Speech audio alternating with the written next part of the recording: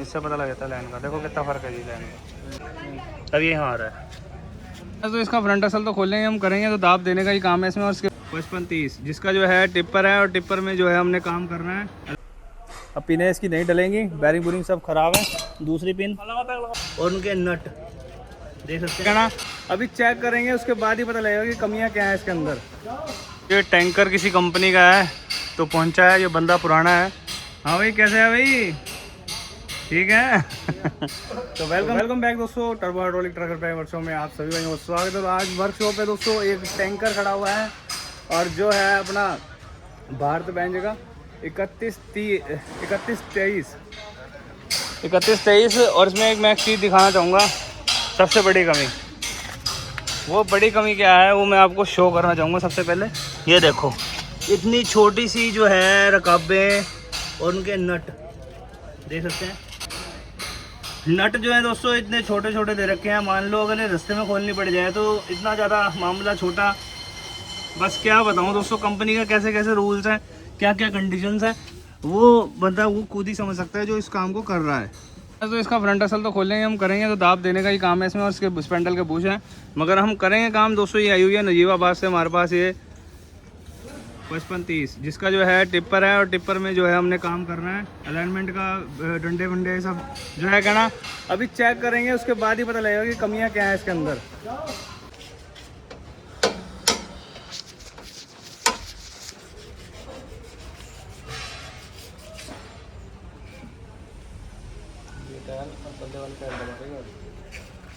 ये वाला अंदर से और उसमें ऐसे करके डाल देंगे। ठीक है, मैं चेक कर लेते हैं, पता लग जाएगा। हमने तो प्रकार रखा हुआ है, वो कंपास बना के रखी हुई है, इससे पता लग जाता है लाइन का। देखो कितना फ़र्क है जी लाइन का। ठीक है, नहीं वो यहाँ पे था, अब ये यहाँ आ रहा है। सारे सामने ही है, फ़र्क है नहीं है। तो उधर वहाँ पे करते नहीं इस चीज़ का काम? करते हैं वहाँ तो, बस ये पट्टे बदल दिए और जो है मतलब खास नहीं है, मतलब कुछ ज़्यादा मतलब गौर नहीं करते हैं। तो दोस्तों गड्डी आपको मैंने बताया था नजीबाबाद से आई हुई है, और इसका जो है अलाइनमेंट करना है। अब पीछे का जो डंडा है वो भी चेक करेंगे, कितना इसमें डंडे में दाब दूँ वो भी देखता हूँ मैं दोस्तों। अब ये फ्रंट असल आ गया अंदर, ये उसी का ही है 3123 का भारत बेंज। तो इसके जो हम दाब देंगे, मगर मैं जो है ना आपको मेन जो है आज दिखाने चाह रहा हूँ यही 5530, जिसके अंदर हमने काम करना है सारा पीछे का ओवरऑल टिप्पर का। इसका A to Z जो है डंडे वंडे खोलने शुरू हो चुके हैं, दिखा देता हूँ मैं आपको। काम वगैरह कुछ हुआ नहीं, उससे मुझे लगता है जब से गाड़ी ली तब से काम वगैरह कुछ नहीं हुआ इसमें। तो यही बस वो डले ये डले हैं बस 4 व्यक्ति अलाइनमेंट वगैरह जैसे भाई, और डंडे वंडे खुले वो नहीं खुले हैं, डंडे नहीं। हाँ तो ऐसा ना, ये जो डंडे आते हैं कंपनी से बिल्कुल सीधे आते हैं, इनमें दाब दिलवानी पड़ती है एक बारी।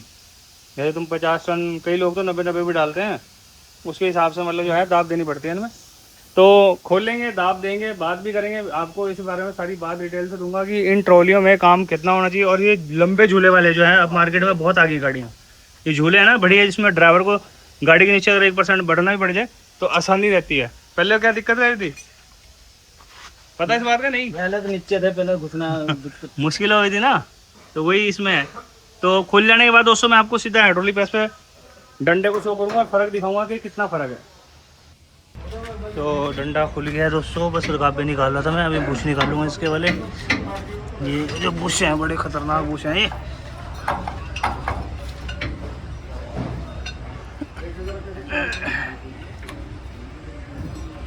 डंडा खोल लिया है दोस्तों और लेकर चल रहे हैं, गाड़ी खड़ी है, वो रहा डंडा। और ये तुम्हारे सामने है दोस्तों, टिप्पे वेल्डिंग नहीं है बिल्कुल भी, देख लो वेल्डिंग नहीं है टिप्पे बिल्कुल भी, और इधर से भी नहीं है, देख लो काम हो रखा है। तो आगे डंडा लेके दोस्तों इसे दबाएंगे, चेक करेंगे। और सेंट्रल तो हमने छोड़ दिया अभी थोड़ी देर के लिए, टिप्पी ने बहुत जाम है इसकी, देखेंगे बाद में। तो लगा अभी कुप्पी इसकी, आप तो हाथ बेल्ट करके फटाफट टांग देते थे। डंडा तो दोस्तों अंदर ले आए थे हम, प्रेस पे दबा रहे हैं, तो जो सही काम है। मगर एक बात आज मैं आपसे शेयर करना चाहूँगा कि यही कि भी इनके जो ठिप्पे हैं साइड से 2-2 टांके लगे हुए हैं। जिस हिसाब से गड्डियाँ चलती हैं भाई, रूडी सीरेट कोर्सेंट जो भी भरते हैं ये भी कितना वजन भरते हैं, उस वजन के अकॉर्डिंग इन्हें पूरे ठिप्पों को वेल्डिंग करना होता है दोनों चारों तरफ से। अगर हल्का सा भी बस जहाँ रकाबें डलती हैं वहाँ से थोड़ा माइनर रखना है, क्योंकि रकाबों वाली जगह से वहाँ रकाबें नहीं आएंगी। अगर ज़्यादा मोटा वेल्डिंग कर दिया तो इसे थोड़ा सा प्रॉपर तरीके से वेल्डिंग करें, और वेल्डिंग करने के बाद दोस्तों ये इसकी सर्विस बहुत ज़्यादा मिलेगी। कंपनी कहती है कि भाई खाली वेल्डिंग साइड में एक एक थोड़ा सा करके बाकी नीचे नीचे ऊपर से कर दो, बस फालतू नहीं।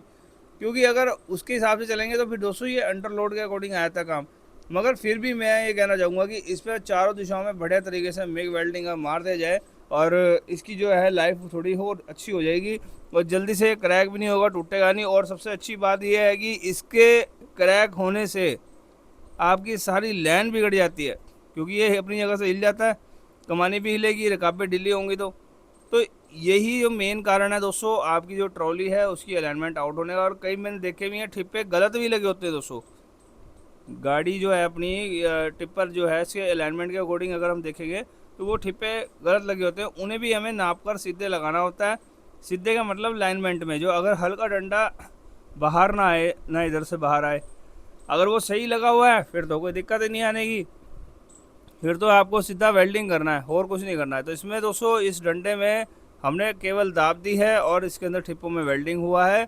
बाकी इसमें कोई एडिशनल अलग से कोई ऐसा स्पेशल काम कोई है नहीं था जो मैं आपको शो करता। अभी भी देख लो मैं फ़ोन पे बात कर रहा हूँ दोस्तों, कस्टमर्स के फ़ोन आ रहे हैं और वो आने के लिए है। और एक कस्टमर तो आया था दोस्तों और वो आगे वेट नहीं करा उसने, मैं कह रहा मैं जा रहा हूँ, मगर इतनी दूर से आया भी है और फिर वो वापस भी चला गया है। तो डंडा दोस्तों दबा दिया गया है और पूरा उसमें जो है काम जो था अलाइनमेंट का, गुल्ले की साइड है ये वो सब हर वो चीज़ चेक कर ली गई है। अब उसमें ठिप्पे उसके वेल्डिंग किए जा रहे हैं, जो ठिप्पे उसके क्रैक हैं। क्रैक कैसे? नीचे की साइड से, साइडों में तो वेल्डिंग किया ही नहीं गया, क्योंकि गड्डी जो है पहली बार जिसका ऐसा डंडा खुला है, कंपनी के अकॉर्डिंग से जो आता है उसमें एक एक टांका लगाया होता है, और हम लोग क्या करते हैं उसे पूरा प्रॉपर तरीके से वेल्डिंग कर देते हैं, जिससे कि गाड़ी का जैसा वजन है वजन के हिसाब से इसमें करना ही पड़ता है। कुछ लोग कमेंट सेक्शन में कहते हैं कि ये वेल्डिंग यहाँ से मत कीजिए करें। भाई वज़न डालते हैं ये 50 टन समथिंग 60 के करीबन ऐसे डालते हैं, तो ये लोकल के अपने इसी क्षेत्र में चलते हैं जो उनका एरिया है, तो वहाँ पर इन्हें गाड़ी गड्ढे गुड्ढे भी हो सकते हैं, क्योंकि मिट्टी वाले कोई हाईवे रोड पर तो चलते नहीं है, कई ऐसी जगहें होती हैं तो वहाँ ये दिक्कत दे जाते हैं, तो इसलिए इसमें वेल्डिंग करना बहुत ज़रूरी है। तो ये तो उन भाइयों के लिए था रिप्लाई जो बंदे कमेंट करते हैं। अब इसमें सिर्फ वेल्डिंग होने के बाद फिर हम दूसरा डंडा खोलेंगे और वो आपको दिखाएंगे, उसमें भी यही सेम प्रोसेस है। और तो दोस्तों डंडा हो गया, फिर इसका फाइनल कर दिया हमने। अब अगला हिस्सा खोलेंगे। ये देख सकते हैं ठिप्पे वेल्डिंग करता नहीं कोई वाले, ये करना क्या मतलब कंपनी करती नहीं, हम करते हैं ऐसे, दूसरों का मुझे पता नहीं है। अभी हम करते हैं इस तरीके से जिससे कि क्रैक ना हो, अपनी जगह से हिले, क्योंकि ठिप्पे हिले तो लाइन आउट होगी, फिर टायर खाएंगे, और आपके टायर हैं बहुत महंगे। और ये जो सर्विस होती है ये इतनी ज़्यादा महंगी नहीं है, ये आपको करानी बहुत ज़रूरी है, क्योंकि जो गड्डी का टायर है ना वो कम से कम मेरे हिसाब से आज की डेट में 55 या 56 हज़ार का जोड़ा होगा। डंडे से फ्री हो गए। अब आगे की बारी दोस्तों वही 31-23 की पिनें निकाल ली हैं। देखो कैसे माल खींच लिया है, देखो क्या हाल है। अब पिनें इसकी नहीं डलेंगी, बैरिंग बुरिंग सब ख़राब है। दूसरी पिन लगाओ, हाँ लगाओ हैं, वो बैरिंग ख़राब हो गए ना इसके। इनसे कोई फॉल्ट हो क्या जी? वो तो पिन में कमी हो गई, भी माल खींच लिया हो तो अलग चीज़ हो गई, मगर जो मेन है ना वो बैरिंग होते हैं, बैरिंग की वजह से दिक्कत होती है सारी। जो बैरिंग जो है ना ज़्यादा रड़े हो जाएंगे, ज़्यादा मतलब वो जहाँ, इसलिए फिर वो गाड़ी स्पेंडल जो है थोड़ा फिक्स रहना चाहिए। बैरिंग बेकार हो रहे हैं उसके, हैं बैरिंग बेकार हो रहे हैं, हाँ बैरिंग बेकार हो रहे हैं।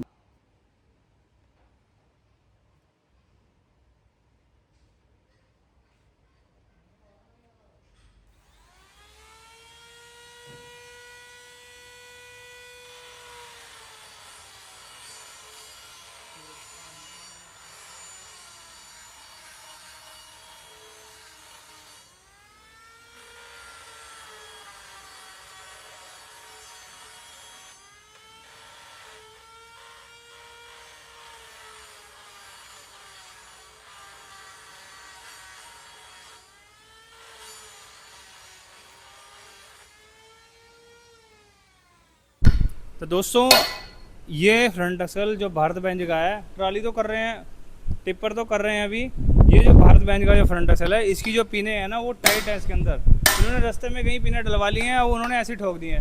ये रैमर करनी पड़ती हैं, हर वीडियो में बताता हूँ, फिर देख लो, दोबारा बताता हूँ। इनका साइज़ करना पड़ता है, फिर ये नहीं कि बाजार से नवी ली और लेकर ठोक दी इसमें। अब पुरानी जो पिन है इसकी, वो जो नई थी किसी टाइम में, उन्होंने माल खींच लिया, जो कि मैंने अब आपको वीडियो में दिखाया था। कोई फ़ायदा होगा उसको काम करने का? तो काम जो अगर तरीके से हो जाए ना, वो आदमी फिर एक बार ही बस फाइनल होता है, बार बार भी वो क्या ना फिर खुलवाता ही रहता है क्या ना, कि आज इस मिस्त्री खड़ी या कल उस मिस्त्री खड़ी, आज इस मिस्त्री खड़ी। तो जानकारी ज़रूरी है। तो देखिए किस तरीके से मैं इसको रैमर करूँगा। यही वो तरीका है दोस्तों जो मैं आपको दिखाने वाला हूँ कि रैमर जो है इस तरीके से करना है।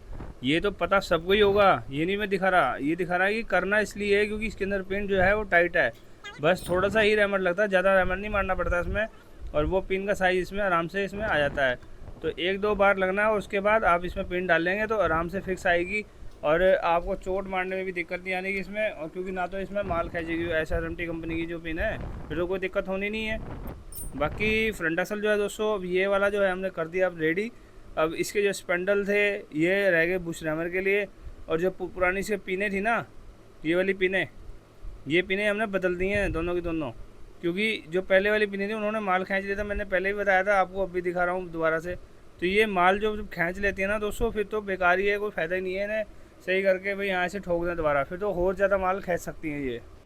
अब जो है आपको कोई दिक्कत नहीं है दोस्तों इसमें फ्रंट असल में, जो हमने परफेक्ट तरीके से करा है। क्योंकि पहले इन्होंने क्या करा था, इस पेंडल के बुश ऐसे ही ठोक दिए थे ज़बरदस्ती, ना रैमर करा ना कुछ करा। तो ये दिक्कतें आपके साथ भी होंगी, आप रास्ते में कराते ना, वहाँ रैमर करता ही नहीं कोई, कोई खरादा काम करता ही नहीं, या वो करवाना नहीं चाहते या उन्हें पता नहीं होगा। ये तो मैं कह नहीं सकता इस बारे में क्या है। बाकी मेरे पास जब गड्डी आई तो मैंने देखा है कि उसके अंदर ना तो उसमें रैमर किया हुआ है, बस ठोक दिया ऐसे ही। खाना खा के आ गए दोस्तों, खाना खा लिया है और मैं वर्कशॉप पर आ गया हूँ। तो इसका फ्रंट असल हो गया फिट, रैमर रूमर करके सेटिंग बना के सारी। जैक लिया भी कहाँ है? चलो बढ़िया बढ़िया।